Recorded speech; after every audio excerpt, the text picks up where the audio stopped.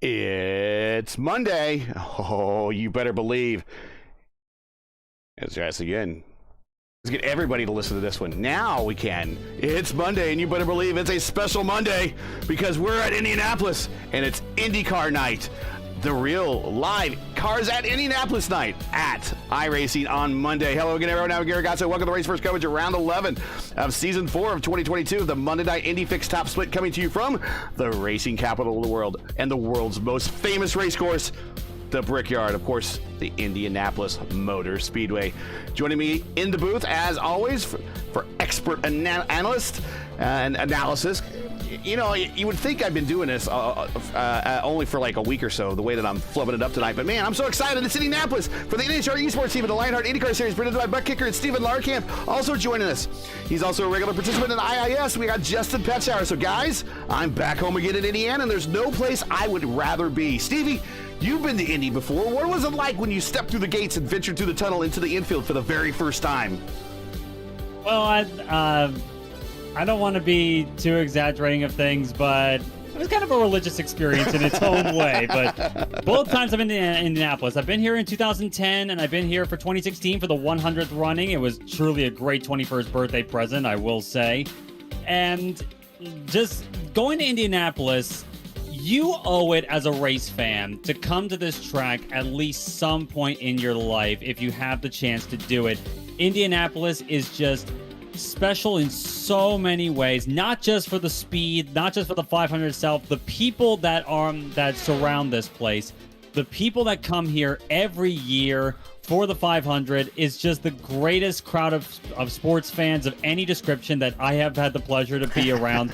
And there's nearly 500,000 of them on race day. It's really nothing like it in the world. And even on the quiet days, when there's not a race going on, going to the Indianapolis Speedway Museum and going out onto the track on one of those tours. I actually got a chance to kiss the bricks myself in 2019 when I was out here. It truly makes a trip to a racetrack like this special. And a track like this deserves a special occasion, and that's what Indianapolis has always been. Nothing like showing up to a party with 500,000 of your best friends. Justin, hey, from a stock car point of view, how much did NASCAR coming to Indianapolis help legitimize a sport that kind of before was really considered a regional series? There's so much controversy surrounding the story of stock cars coming here, since it can technically trace its roots back to 1989 when let's try and get an IROC race here. Oh, that's not gonna work. Okay, let's get the Cup guys here and so forth. It helped legitimize the sport tenfold, but of course it also contributed to the fracturing of, in my opinion, one of the greatest forms of racing around, IndyCar racing. Yep, that actually kind of did fund the old Indy racing league there for a while. A lot of people don't know that, but hey, nevertheless, let's all enjoy it. We're at Indianapolis. On top of that, especially for iRacing fans here, this is the new Indianapolis. Let's not forget that, because before that, we used to run on a scan of the Indianapolis Motor Speedway, which I believe dated back to 2009. Yeah, so that was an old pretty ancient. Pretty ancient, yeah. Especially with the road course configuration. Of course, we saw that before with the Formula Indy Series a few weeks back for their season finale here at Indianapolis. We saw the new version of the Indy road course. This is the new version of the Indy Oval. The track has been repaved. The curbing's a little bit different. There's a little bit different lining to it, but it's still the old Indianapolis that we know and love, except the asphalt's a bit darker. There's a bit more grip on tap, and it'll allow the cars to, and it causes the cars to drive a little differently. I was spotting for Andrew Marquez in the Open Wheels 500 last week. It definitely showed, even on open sets, that high line is not exactly the easiest line to run, and that's going to lead to a lot of aggressive moves being made on straightaways, I think.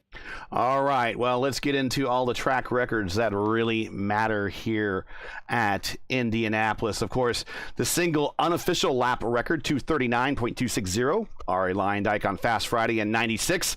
The official single lap record, 237.498, set by Ari Leyendijk on day 2 of quals in 96 on one of his qualification laps there.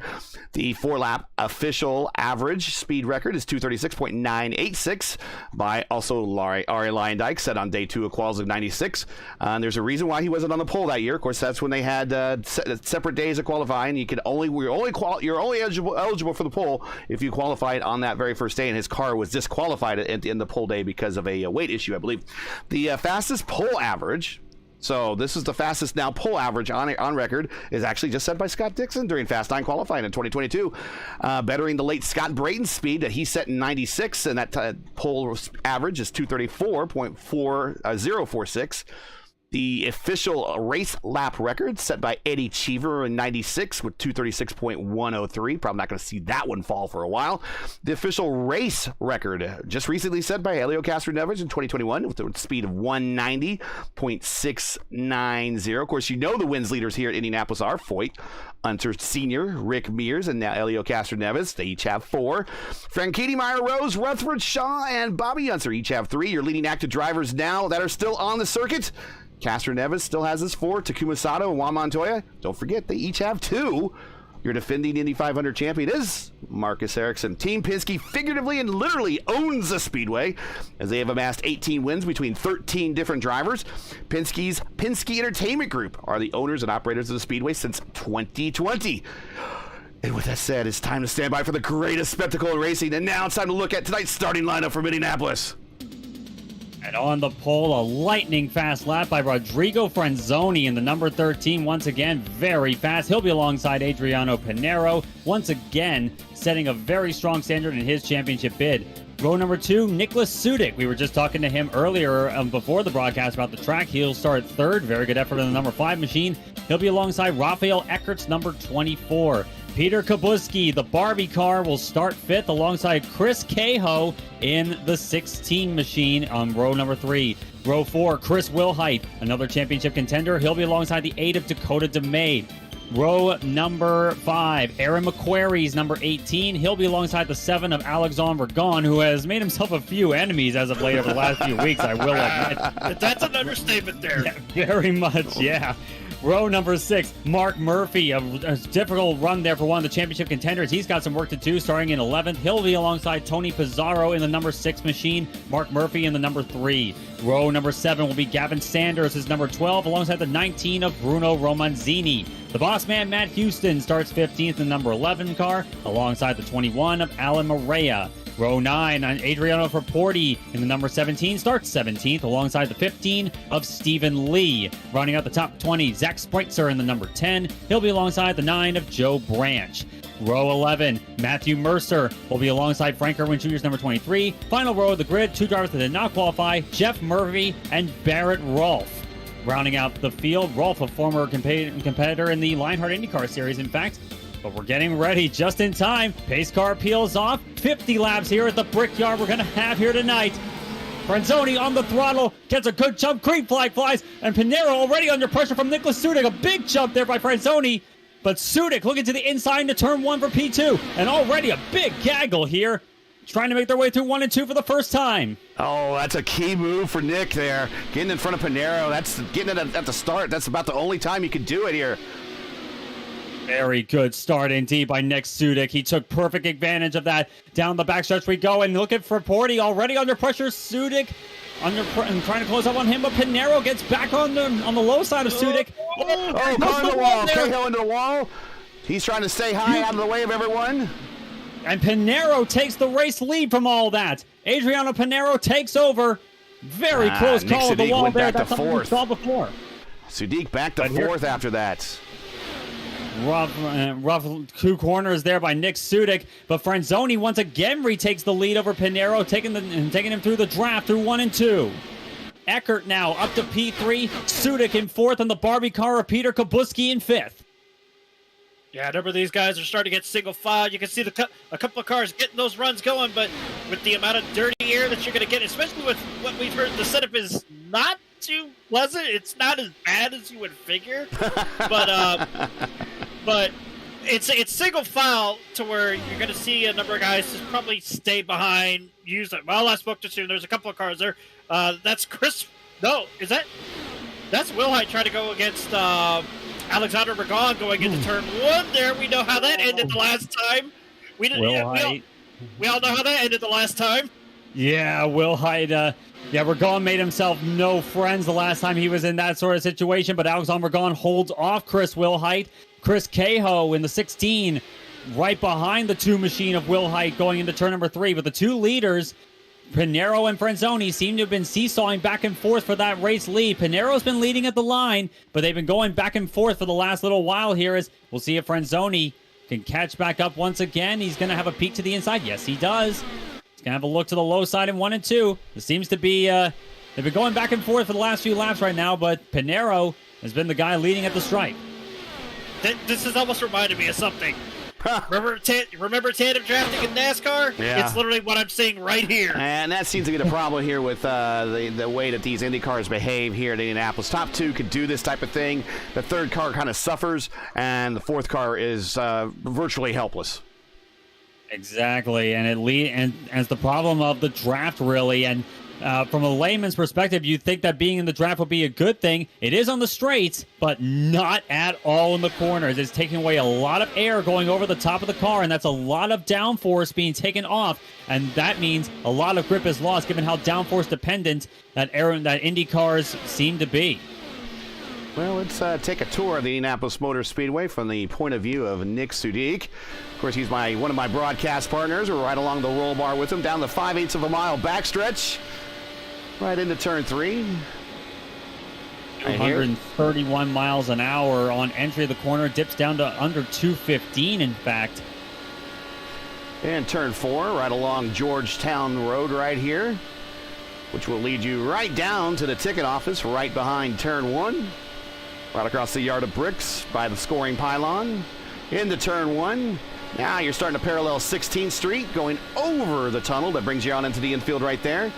Now into turn 2. It's my sat for my very first 500 right there, right in front of the Riley Children's Hospital Suites.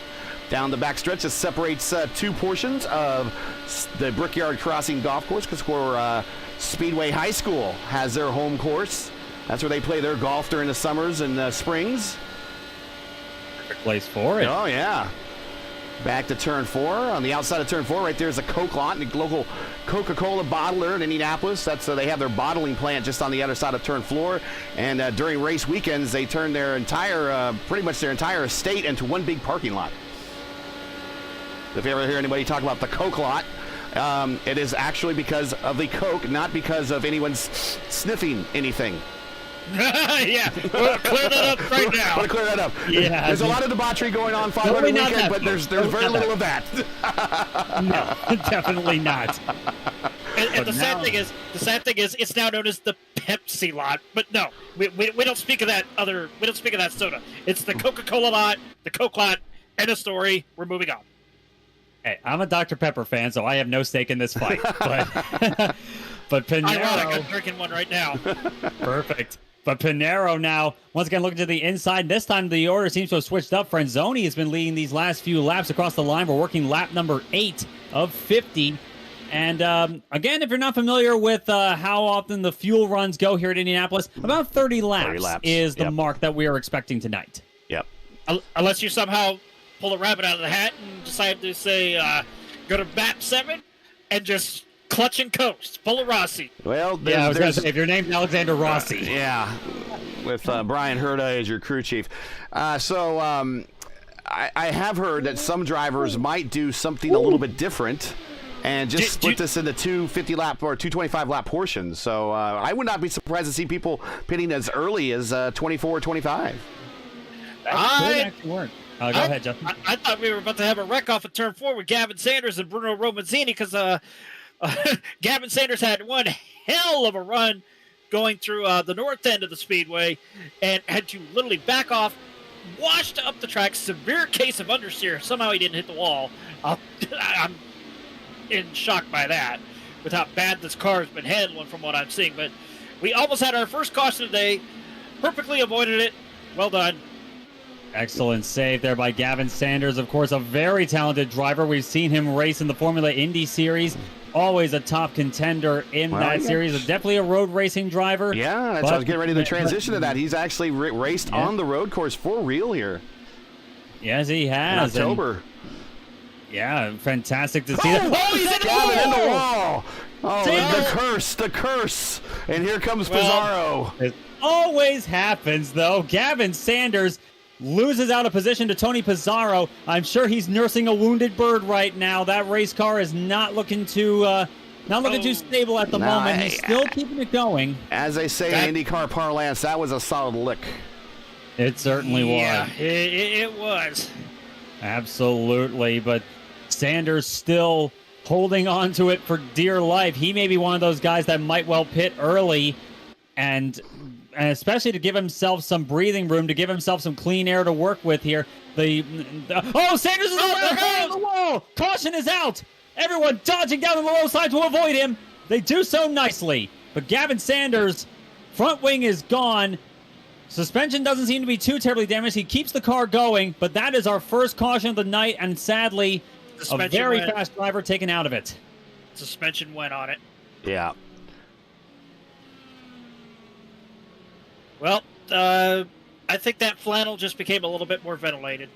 Probably did. And what is it with the commentators curse with us? It seems. But wow. Well, just like in real life. That really was a benefit to Eckert and Sudik, who were starting to lose track of these top two. Now the question is, fellas, do I stay or do I go? I definitely think it's a bit early to be coming in. We're on lap number 12 here. I would expect the pit window to open properly maybe around lap 18 if you're able to save fuel on a green flag run. So unless you're in the back and desperate for fresh rubber, I'm not sure if I want to pit here if I'm the leaders. Yeah, I think Frank Irwin Jr. is having connection issues, and he might be the next to kind of drop out here. There he is. He's been blinking. There he goes. Okay, so he's been blinking on and off for the better part of the last couple of laps. We'll see if he hangs on. Barrett Ralph up 6 spots to P18. Joe Branch up 5 spots to P15. Those are your biggest gainers right now on the race course. Alexander Ragon, he's up 3 spots to 7th. Yeah, here comes the back half of the field, and they're going to be led by Dakota DeMaid. He is going to make the gamble. Chris Wilhite coming with him. Cahoe coming with him as well. Cahoe might be sporting a little bit of damage, so he probably wants to get that looked at. Also, I believe we got the Boss Man on pit road as well. Yep, yeah, Boss Man as well as Stephen Lee. Yeah, Mercer for Porty. Jeff Murray also in as well. Everyone hits their boxes. Gavin Sanders limping his number 12 machine back on the pit road.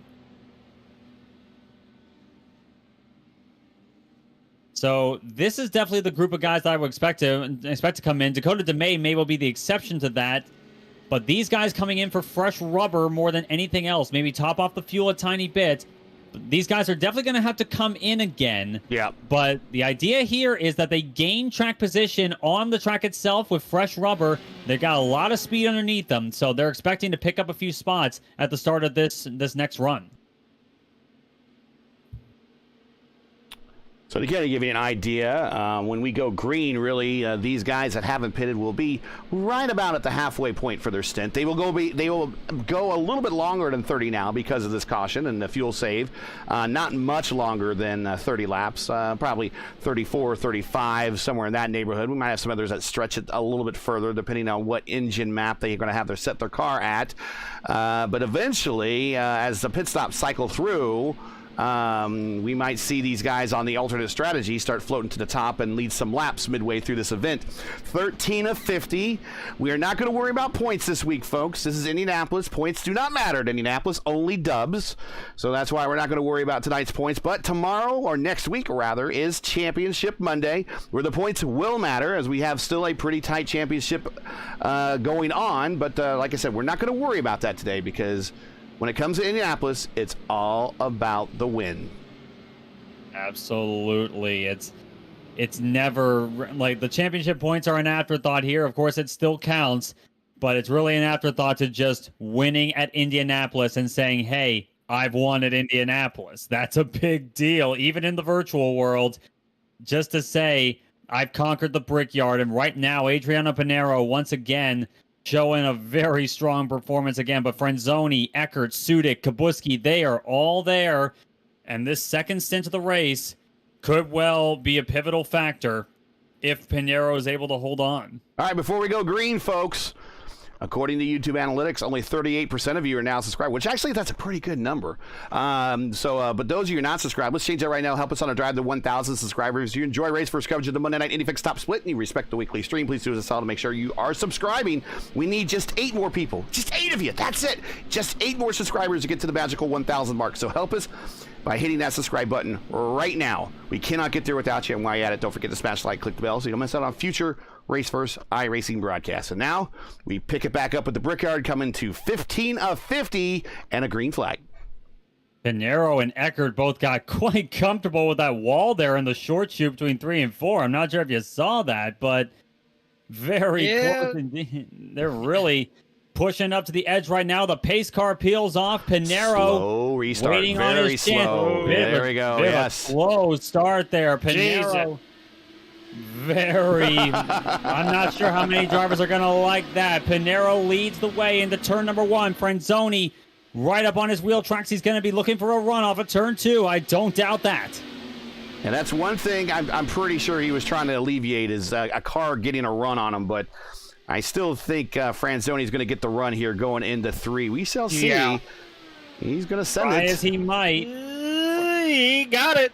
Yep, try as he might, but Franzoni is going to get past him into 3 and 4 for the lead. Oh, looks like a bit of a stall out. Pinero didn't even using the high line. Didn't even get near the white line. Wow. Pinero now has the run. Now look at him to the inside in 1 and 2. Still side by side now. Pinero retakes the lead. Franzoni led that lap 25 1/1000ths of a second at the stripe. Very close stuff. Who says you can't get good racing in an IndyCar at the greatest track in the world? Well, It's the greatest track in the world for a reason. Well, it's more of the fixed setup more than anything. I would although agree. if you watch the Open Wheel 500 this weekend, everyone worked so hard on their setup. Just about every single car was about even in that race too. I just tell you how important it is to win here. I thought Franzoni was about to hit the Oh, wall. into the wall! Trying to see who that was. Was that the car slow down there on the it's front? Alan Morea. It's Alan Morea. Alan Morea in the 21, slow going into 1 and 2. This could cause a problem for some of the people around him. That's Stephen Lee, who's bottling up right now. Not sure if they're liking this. Morea was going sub 200 miles an hour going through 1 and 2. That is a bad sign indeed. Here's Yeah, Joe. he's really struggling there. Here's Joe Branch. He might follow it. Is that the same Joe Branch as our compatriot there in the Lionheart Series? I think it is. it is. Yeah, it is. Former 16th Street League member as well, to Chris Cahoe and myself. So it's literally it's a reunion of sorts. Oh, yes, it is. Well, speaking of Cahoe, inside of the May down the front stretch here in the in that Team Menard livery with a lot more Very reliable nice engine in to see it. that one represented.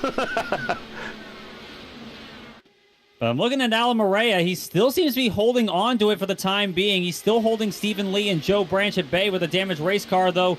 Lee now has the run looking to the inside in turn 3. But Morea seems to be holding it together. He just wants to keep it. Lee washing up. Lee washing up. Oh, big wash up in the middle of 3 and 4. You called it there.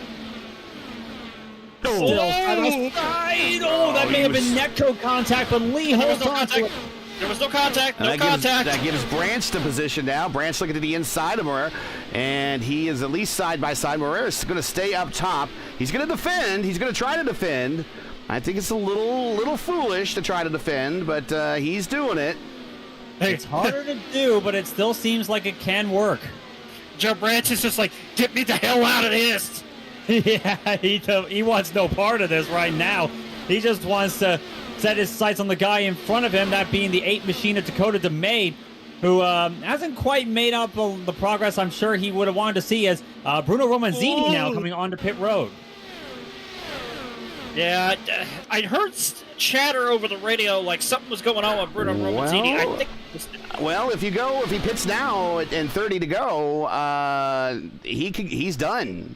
So maybe he's taking a gamble that he's going to pit early here, get it out of the way. His tires are going to be pretty well used up. We're still watching this battle between Lee and Morea, by the way. We got another one coming into this one. It's Matthew Mercer. Look, Mercer making it 3 wide into turn 3. Oh, that's too bold. Too bold. Oh, Mercer gets down on the concrete. He got a little fishy. Oh, and Mercer sideways. He's still struggling. Oh, he gathers enough saves it. Beautifully Look done. at Matt Houston, all the room he gave him. Matt Houston thought there was going to be a wreck there. Matt Houston gave him all the room. Mark Murphy on pit road. So the guys are going for their early stops. Yeah, and I can definitely understand the logic on this one, especially from Mark Murphy. He wants to get himself clean air here. That seems to be a golden ticket right now. You want the cleanest air possible. So Murray hosted off of 2. Murray just unbelievable. Jeff Murray around off of turn number 2. No caution. Yellow. No caution. No caution. And we were just riding along with Matt when that happened. Murray came right up into him. Matt Houston limping around again, sub 200 miles an hour. He's going to have to come on the pit road to get that checked on. Does he have a meatball flag? No, he does not. Amazingly, Matt Houston does not have a meatball flag. Mark Murphy. Even though, pretty much by any other logic, he would. Would be, yeah. Mark Murphy very critically gets out in front of Pinero with fresh tires and a full tank, and he stays on the same lap. So this is pretty key. Exactly what Murphy needed. Yeah. Here comes Franzoni. Here comes Eckert on the pit road. So they are going. Oh, big lockup by Franzoni coming onto pit road. He avoids a penalty, thankfully.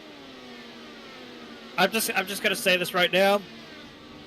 Murray was not clear, and somebody's delivery just got wrecked because that's an Uber Eats car. Yeah.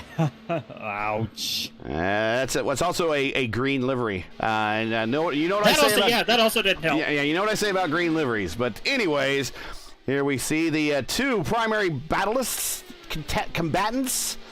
Battleists, yeah, combatants is actually the better word to use. But if we're going to phrase a new term, I'm going to take ownership of that one. Battleists of the Indy Fixed Championship right here. Call that a Godso-ism. That's fine. You can go right ahead. Yeah, we can call it that. We got the Godso strat. We got the Godso-ism. I mean, if you're going to make me an adjective, I'm fine with that. Yeah. Just don't call me late for dinner. True. Especially since Thanksgiving's just around the corner. That's right. Happy Thanksgiving, Very everybody. true. Yeah. And just to think we celebrate the end of Thanksgiving and the start of the holiday season down in, can we still call it Hotlanta or is it Coldlanta? I don't know. Mild Lana right now, I think is what. Mild. Yeah, not Mild Lana, Midlanta, something like that. Oh, well, right now, I'm kind of Mark Murphy's kind of wishing that if he's going to be used this bad, that at least Pinero can take him to dinner because he is using Mark Murphy for drafting right now. Yeah, like he doesn't want to be worried about going a lap down here and burning off his tires. As right now, I'm looking at Murphy catching up to Alexander Gon in front of him. Kubuski just came over the radio. He's coming in. Peter Kubuski in P2. The Barbie car will be coming on the pit road this time by Pinero. We'll see if, yes, Pinero is going to be in as well. So that takes a bit of pressure, it would seem, off of Murphy from behind. But now Murphy's going to have to make some passes work ahead of him. Barrett Wolf is the next driver in line. I think Kubuski got popped for speeding. I could be wrong. Let's take a look. No, he didn't. He did not get bopped for speeding there. Very well done. And here is your leader, Very Aaron well McQuarrie, done in the Scours livery. Yeah, he actually got it under the 60-mile-an-hour speed limit just to keep it safe. He didn't need those tires anyway, but Kubuski down and away for his stop at the end of at the start of lap number 26. But Aaron McQuarrie now scored as the race leader. Yep. And I would imagine for McQuarrie, he's going to go long. Yep, might as well. He's on lap 27 of his current stint. Zach Spreitzer about a half a straightaway behind him, right there in that plain black wrapper car. Actually, he got some sponsorship on the side of that thing. He is P2. Right behind him, Chris Cahoe. Cahoe is one of the early pitters. So actually, if Cahoe holds true, along with Branch, these two should inherit the lead just for a little bit. Yeah, of course, I don't think they could go far enough to make it all the way to the end of the race, but... No, not at all. Yeah. Not at all. Unless, barring the commentator's curse again, another yellow comes out.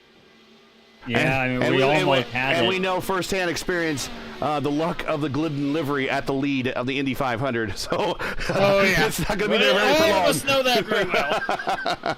Very much. The only thing he has going for him there, it doesn't have a Menards engine in it. That's what's going for him there. No Buick Canade in the back of that car right there. I hate to say it, but those Buick V6 Menards engines, they were only built for one thing, and that was to qualify. Yeah. The race, good luck. The only one that ever really managed to get the car to go the distance. Allen's Senior. No, actually, it was Arie Luyendyk, 95. No, I'm talking about getting it to the finish. That's a 500 miles. So Luyendyk did. He got back on the lead lap. But Allenster Sr. actually finished third in the 92 500 with a Menard Buick engine in the back of his car. Yes, that's right. Mainly because that race that year, which, it's 30 years ago. It was a demo derby. Yeah, it was like derby. That NASCAR race that you were telling me about at Martinsville. It had a lot of yellow laps that year, a lot of yellow laps. But that race really, directly led to the way that you see the track presented for you today with these pit inroads. There were so many injuries in that particular race with the odd angles that these cars were taking to the walls that they really had to reduce that. Go back and watch pre-races from 92, 91, 90, and you'll see these cars going right down to the grass in turns 1 and 2 and 3 and 4. And now, once they put that road there, it really moved the turning angle of the track up further, about 50 feet further, that they normally would turn in if they were racing on a track that didn't have that apron. So that's a good safety feature that came of that 92 race. It also just wasn't because of the wrecks that were happening in the race itself. It was the entire month. It was a rough really month. Nasty wrecks. Yeah, and Rick Mears. Yep. Rick Mears, Nelson Piquet Sr. Everybody. Yep. Jack Crawford, Jim Crawford, another one. That's directly why we see the configuration we have here today. So your leader right now, Chris Cahill, with 31 of 50 in the books. Joe Branch, P2. Dakota DeMaid, he has worked his way up to P3. There he is. Matthew Mercer, Alan Morera, Adriano Faporti, Frank Irwin Jr., Pinero, the first car on that second set of drivers. He is in P8, and he has Franzoni and Eckert right in his tire tracks. Still very much that situation we saw at the start of the race with Pinero and Franzoni still battling it out for this win. Oh, Eckert came very close to that wall of turn number 2. Very close stuff there.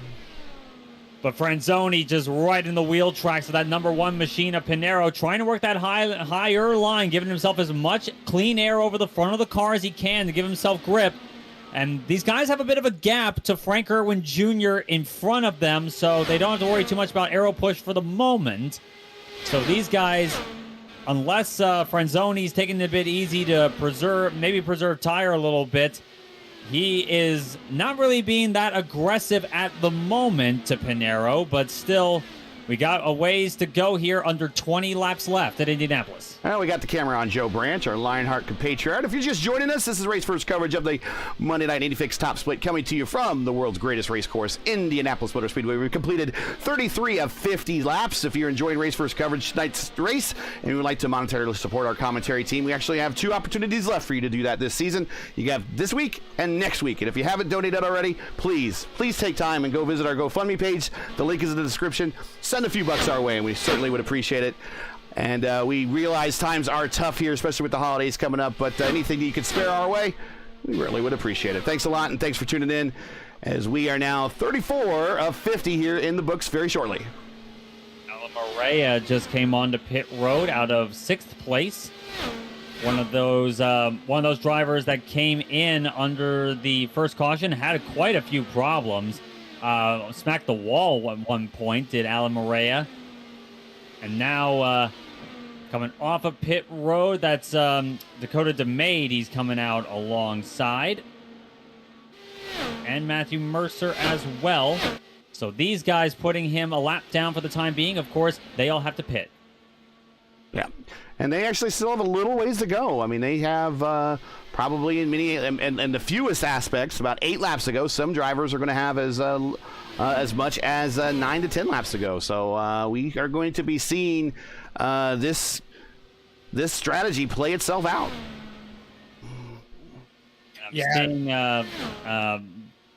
Just saw Pinero and Franzoni trying to work their way around Matt Houston's damaged car. Wow. He's still trying to limp it around. Let's listen to Dakota. He does not sound at full song.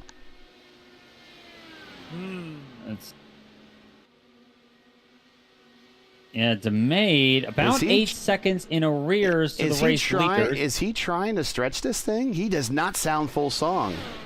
It sounds like he is trying to save fuel here. He's been running 6th gear all the way around the track, and he's been dipping under 210, in fact, in the middle of the corners, which is not something you normally do when everything's okay in these cars. They can go a lot faster than that. His last lap time was a 43-second lap. For reference here, the leader, Chris Cahill, did a 41.1. Well, so Dakota DeMay seems to be in major fuel-safe mode right here. Let's take a look. We'll look at his Pi Dash there. He's only 3 lights yellow. He's not even into, now he's 4. He's not even into the red. He's not even into the blue. I'm wondering if we're engine map 8, and he's trying to ride this thing out. He has himself a pretty big margin to the next car behind him. Can he squeak this thing out? Imagine he's on fuel map 5 right now, which is actually the lowest setting you run under green flag conditions. Map maybe 6 even 6.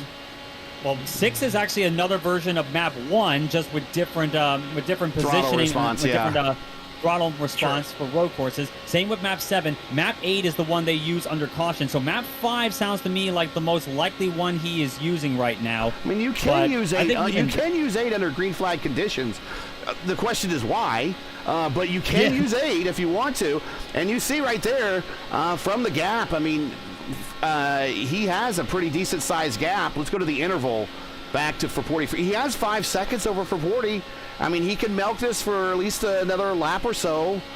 Fraporti's even fallen behind. Yeah, they're both really trying to save fuel. Both of them are turning laps. Fraporti's parked behind Morera, so he's trying to get the mileage off of Allen there, and they're just riding in tandem down the front straight. Now down off of turn 2 down the back straight.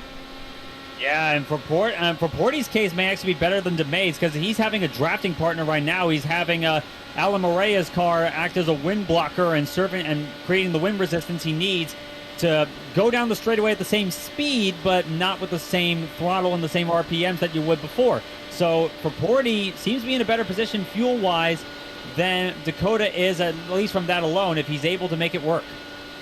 Well, meanwhile, back up front is we look at Chris Cahill here. He is getting a bit of a draft from Stephen Lee in a Samsung car. We are expecting Cahill here on pit road in about anywhere between 4 to 6 laps from now. Yeah, Cahill's been keeping it cool at the moment, about a 1 second lead over Joe Branch, as actually Branch now comes on to pit road. Yeah, Cahill's not saving. Cahill is not saving by watching his onboard there. No, he is not. Yeah, the lap times, his lap times around what you would expect from a driver going flat out here in the low 41s. So he is definitely put it in map 1, going as fast as he can, just to build himself that gap, especially over the guys around him who are saving fuel. Your Dakota DeMay, your Adriano Fraporti, because I'm not sure if he's confident in being able to fuel save all the way to the end of this race. I mean, Dakota has himself 11 seconds over Pinero at the moment, give or take. Is he trying to do a Rossi? I think he is. I think he's going to attempt it, because if you watch the shot down the main straight, you cannot see. Try to get a far shot here. Not really working out. You cannot see Fraporti or Pinero in the distance at all. Pinero, looking at Fraporti, was about 6 seconds in arrears of the 17 machine. There we go. Let's take a look. The last time by, it stayed about the same. Yeah, we're going to go down the back stretch. About a second faster. About a second faster. Yeah, we're going to go down the back stretch. We're watching out the back side of Dakota's car. I don't even see Pinero yet. I saw 2 cars. I think Pinero might have entered the picture there at the very end. Yeah, right at the very end. There he is. He is definitely faster. Fraporti last time by was a 42.4. Pinero a 41.1. Pinero is closing and closing fast. Well, Fraporti is teammates with Morera, so this obviously explains why these two are working together right now. But here comes Pinero. And he's not a fuel save. Chris Cahill on pit road. All right, so 9 to go. Let's watch this. I mean, are we going to hear a repeat of a clutch and coast? Is he going to do it? I think he is. He's going to try at the very least. Dakota DeMade seems to think he may be onto something here. Of course, the lap time's not quite the normal pace you'd expect, but DeMade just trying to get it to the end. Nothing matters except fuel mileage. Last lap, Dakota 2:15. Pinero 2:19. Looking at the gap between Pinero and Fraporti, it's now 2 seconds.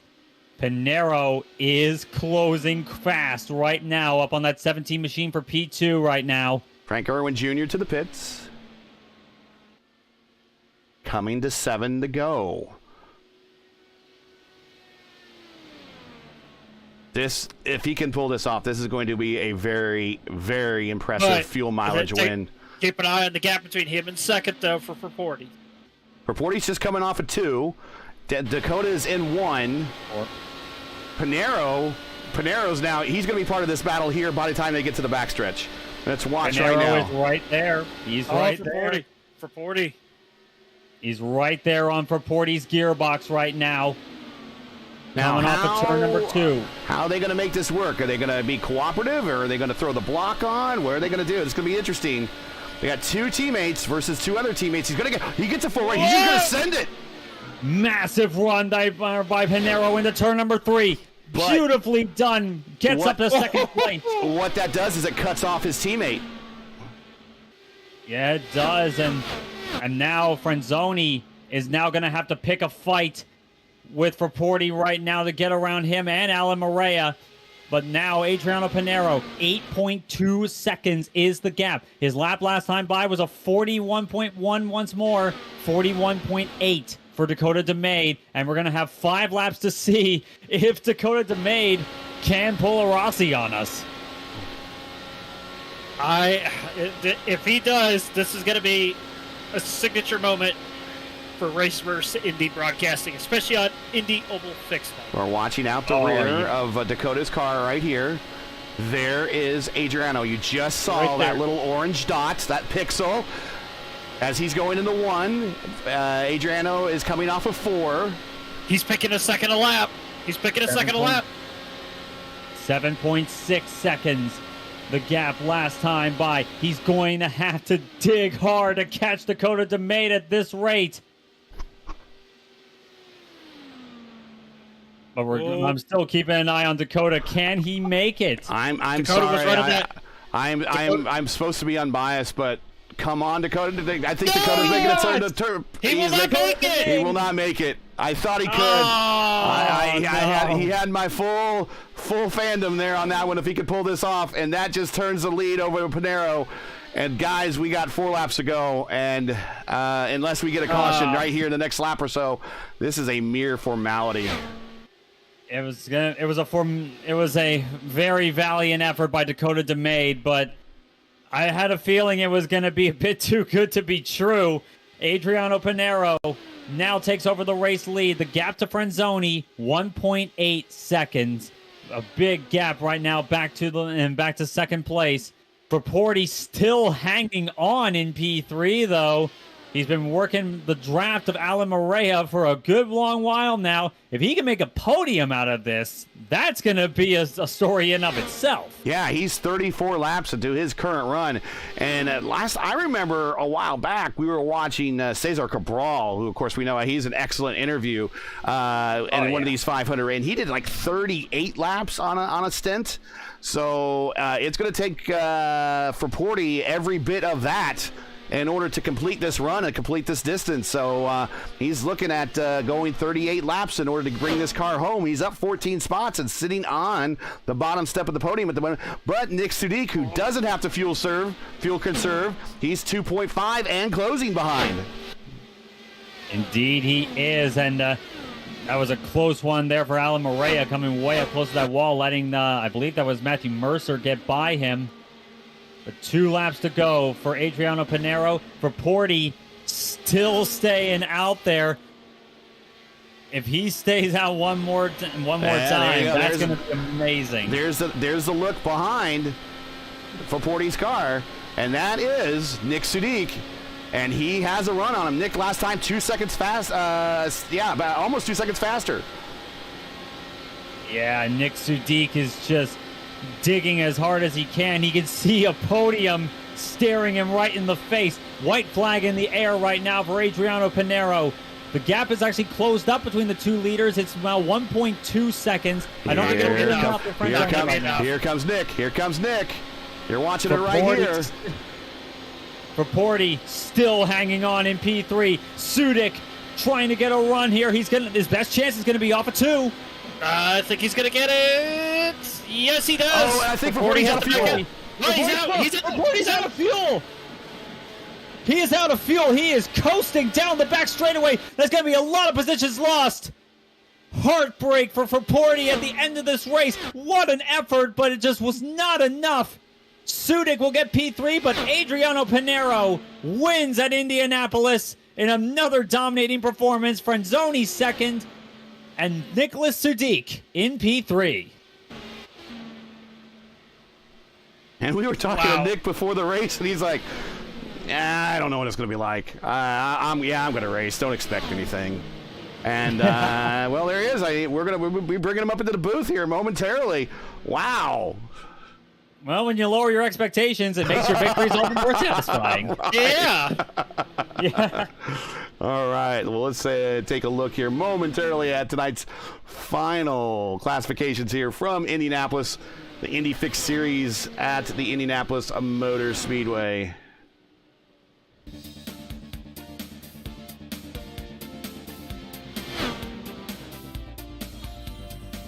Pinero is your winner again, and he's going to make some major room up in the points championship.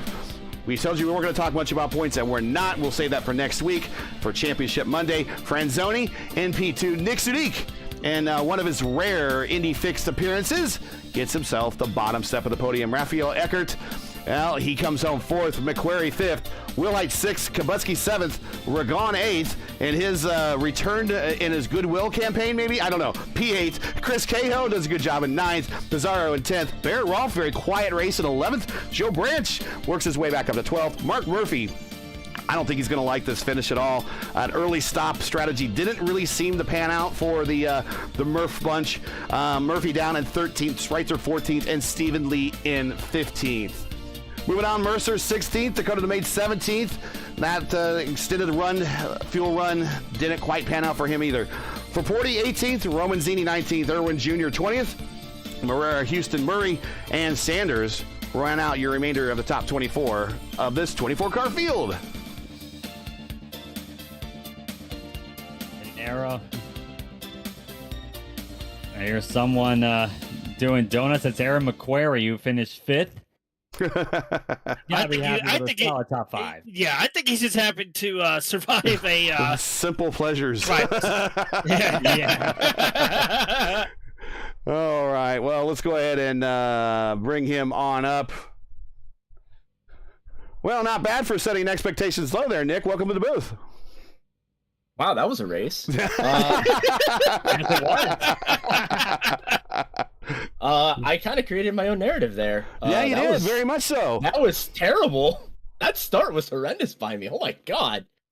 Even I was just like, what kind of a start was that? Was I back in the NIS fixed days or something?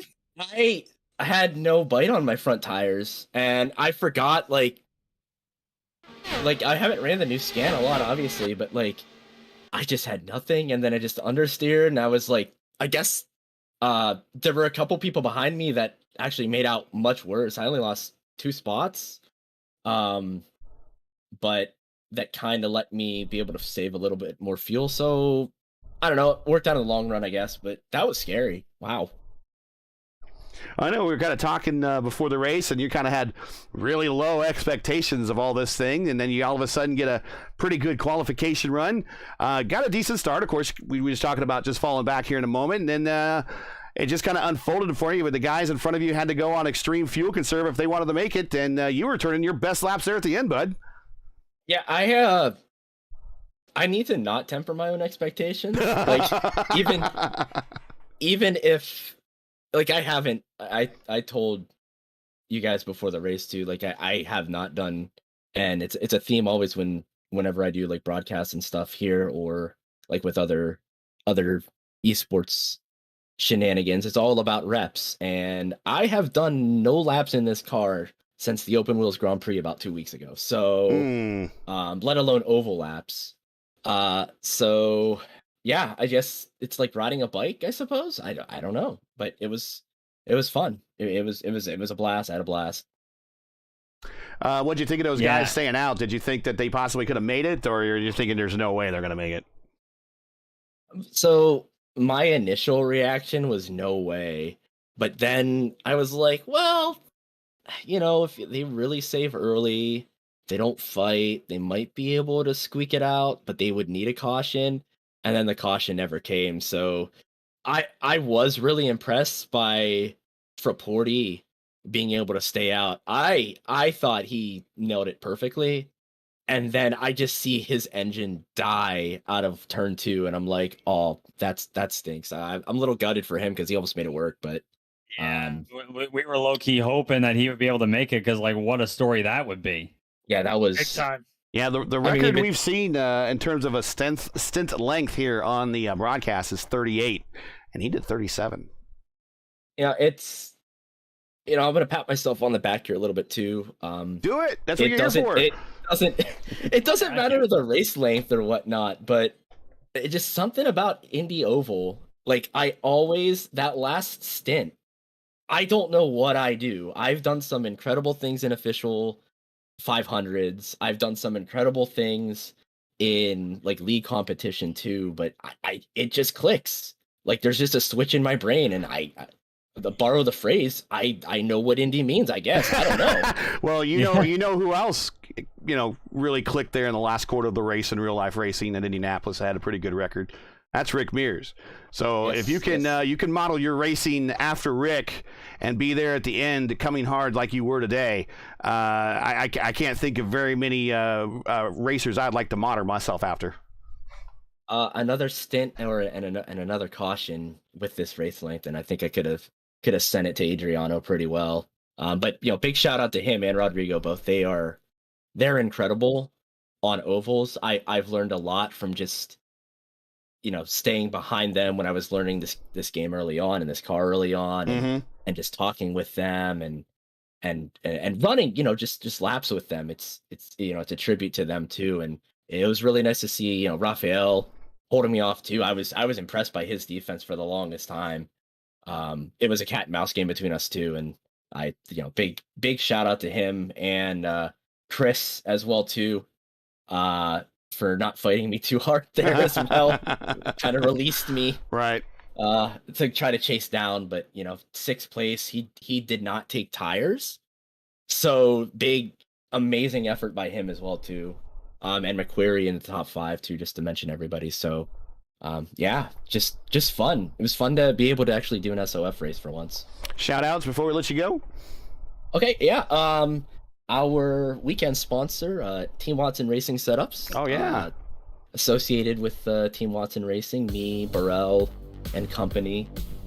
We've got exciting plans for Indy next year. We've been talking about some things with our setup shop, and we had a lot of pace in that open wheels Grand Prix as well. Yeah. Something that Kevin helped out a lot. I gave a little bit of feedback as well, and it's exciting, and it's very exciting. I'm finally understanding this car. Oh my god! Too much time in the Miatas makes something click, I guess. Anyways, let's see here. Arcade Monsters, the Arcade Olympics going on down in Florida right now. Check out their various streams on, I think they're streaming on Twitch all throughout the weekend with some of their events, a bunch of music games, a couple other arcade games as well too. Check them out if you're ever in the Florida area. They got a couple locations. Ohio DDR, the Ohio rhythm game community, speaking of rhythm games, put on a banger event that I did help put on, casted a little bit with my friends. Now we got a budding esports caster. Now he's got racing under his belt, and now he has competitive DDR under his belt. We had some of the best people in the country there, and it was a blast. So big shout outs to Renatalis and Fusion, Asiakin, all of the core staff there, and then supporting me and helping support me in any ways they can too. So I'm kind of their sim racing esports arm going forward. And then you guys as well, Gary, for letting me, yap my mouth a little bit every now and then on this channel. Justin, Steven, you always bring the thunder on any broadcast you do. So thank you all very much. Thank you very much. Well, you got it. Thanks for being a part of tonight's split. You made tonight a little bit more entertaining there at the end. Congratulations on the podium. Go celebrate, and maybe we'll see you on the later broadcast, either in the booth or on the track. Yep. Take care, y'all. See ya.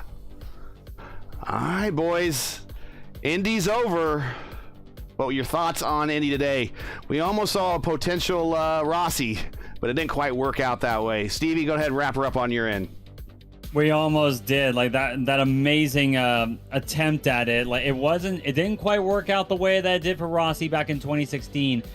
But the fact that it was attempted and it almost worked as well as it did, that just shows the sort of determination these people had to not just drive harder, but try and drive smarter, try and throw alternate strategies out That's there. what Indy means. These guys want to win at Indy, and Right. they are going to try a lot of different things to get that done. That's the sort of stuff we saw tonight, and a couple of times it almost worked. Justin, you down with what Indy means now? I've been down with what Indy means for God, who knows how long. But yeah, I was hoping we would have seen a Rossi tonight, but even I'm just like you guys. My heart broke when we saw him go down to the pit road near the end. It's like, no. He put a message in the Race First Broadcasting Discord. It just says, Dakota says, Savage. And yeah, I have to put the frowny face emoji there. I agree with them. big time. But next week, boys, we go from the greatest race course in the world to one of the bumpiest courses in the world. It's going to be interesting next week. We're definitely going to be going to a racetrack for Championship Monday that IndyCars are really no stranger to, believe it or not. And that's in the old configuration and the previous configuration of that one. I hope we don't see IndyCars on this current configuration of Atlanta. That would be a whole... We actually are going to see that. Well, we're going to see that in the game. I'm talking real life, but we will see... We will see what will they call it? Plate Atlanta. We will see that next season for sure in the Indy Fix Series. That the schedule. And I'm gonna be honest. I'm not looking forward to that one though. Well, the schedule is kind of out. I don't know. I don't know what order it is, but Iowa night, Gateway night, Motegi, Michigan, Indy, Pocono. That will constitute your Triple Crown there. Homestead at a late racing time. Kansas in the late afternoon. Kentucky, New Atlanta, Watkins Glen, and the proper version of Phoenix. That's next season's Indy Fix. But we got to look forward to. But first, we got to get to Championship Monday. So that's it for tonight. Once again, your podium from Indianapolis is Adriano Forporti, Rodrigo Franzoni. Teammates just working with each other the entire race, get their cars at the end with plenty of fuel and plenty of speed to spare. But Nick Sudik claws himself back up from a not the greatest start in the world, back up to a P3, passing cars on fuel conserve, and gets to that bottom step of the podium. Congratulations. Join Steven and myself again next week, as well as Justin, for Championship Monday for the 12th and final round of the Monday Night Indy Fix season. Top split of Season 4 of 2022 as the series moves to a track we've yet to grace, but it's no stranger to Indy cars. Like I said, it's a bumpy version of Atlanta Motor Speedway. Coverage, as always, begins around 7:15 Eastern Time at 7:15 p.m. Eastern. You can find everything right here on YouTube at youtube.com/racefirst. Hey, we love bringing these races to you. They're not easy and require time and money to produce. Because of your generosity and donations, we've been able to bring you a year of Indy Fix action nearly commercial free.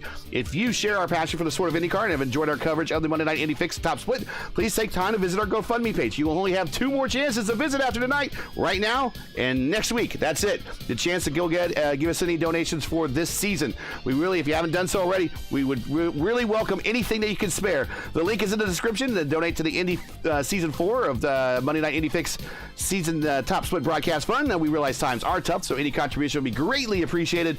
We thank you for watching and making this a part of your Monday evenings each and every week. Whew. All right, I got to catch my breath real quick. Okay, now let's move on. If you're new, click subscribe and while you're at it, hit the bell for weekly reminders so you'll miss out on more of Race Versus other iRacing programming, including the Indy Open Strength of Field at Watkins Glen this week, returning to our normal Saturday afternoon time slot at 2 p.m. Eastern, with coverage sponsored by Team Watson Racing Setups. Again, that's Saturday, 2 p.m. Eastern for the remainder of the season. And don't forget, starting December 7th, will be round one of the winter 2022-2023 season of the Revolution Indy League Schaefer's IndyCar Series, as they will open their series right here on Race First from Homestead Miami Speedway. Keep your browsers set here for the most in-depth knowledge on all of iRacing for IndyCar racing. That's Race First. We know what Indy means. For business inquiries to learn more about Race First and what we do, visit racefirst.com, like us on Facebook, or follow us on Twitter. Here are all of our Twitter handles right here at the bottom of the page. Feel free to ask. We'll be more than happy to talk sim racing, real racing, sports, you name it, with you anytime. For Stephen Larkamp, Justin Petschauer, everyone at Race First, I'm Gary Gottsel saying to all, good night, thanks for watching, happy Thanksgiving, and to all of our men and women serving in the military and as first responders, Godspeed, God bless, and come home safe. Catch us again next week in Hot Atlanta, or we're going to call Mild Atlanta, I guess, because of the season, for Round 12 and Championship Monday of Season 4, 22-2 of the Monday Night Indy Fix Stop Split. Good night.